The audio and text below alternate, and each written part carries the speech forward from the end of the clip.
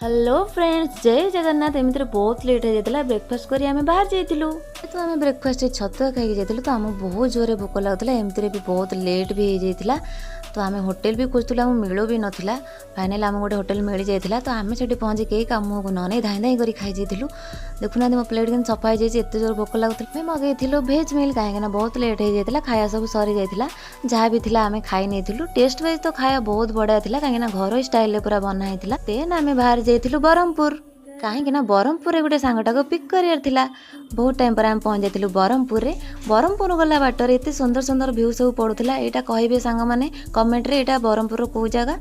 Then आम सांग को पिक कर पहुँच जाइलु आंध्रा बॉर्डर। लिटराली कहि सांग मैंने आंध्रा बॉर्डर भीतर एत सुंदर भ्यू, एत सुंदर नेचर बोली मुझे जानी ही नथिली। एत सुंदर भ्यू देखि आम मैंने फोटो वीडियोस न नहीं रही पारु नथिलु। सीरीज एत टाइम रो सफर पर आम बहुत टायर्ड हेथिलु। ब्रेक तो बनता है ना।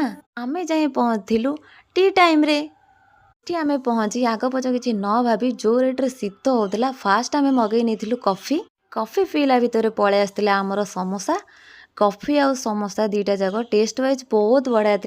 खाई पी नहीं आमे पहुँची जाइलु फाइनाली मोर फाइनाल डेस्टिनेशन माने vizag रे। जो एक्साइटमेंट नहीं कि आमे vizag जाइथिलु सांग माने जानि नथिलु कि आम सहित एमिति हबो बोली। आमे जो होटल बुक करथिलु लास्ट मोमेंट रे से हमर कैंसल हो जाइतिरे। तो आमे ऊपर से टायर्ड तापर होटल कैंसल कि नागी जे बहुत खोजला पर हमको होटल मिलथिला। तो खाई पी आमे सोई पड़थिलु। Bye bye, good night. देखा हबो नेक्स्ट ब्लॉग।